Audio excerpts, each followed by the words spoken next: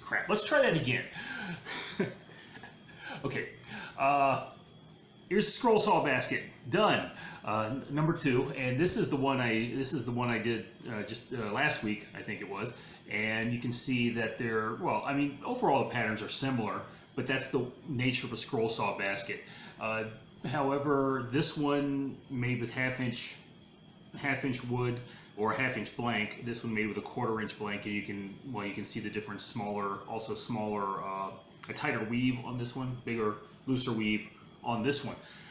Now, that's one thing I did want to talk about real quick, was that the pattern I had the option. I could have cut twice as many of these rings as I did. However, it would have I would have ended up having 1/4-inch wide layers, I guess, 1/4-inch wide layers. So the basket would have been twice as high, but only the same width. And I don't know that it would have come out looking as good.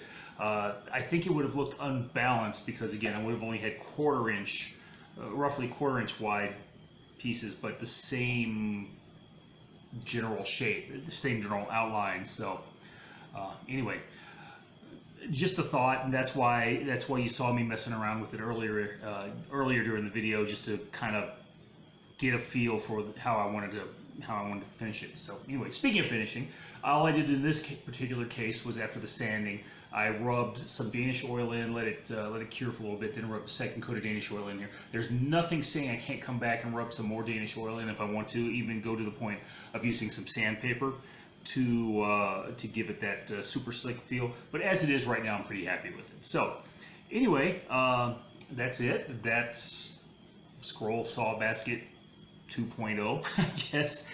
And anyway, with that, I hope you enjoyed the project, and I will, well, you know what, I'm going to go make myself a cup of tea here in a moment, and then we'll see about talking to you later. Bye.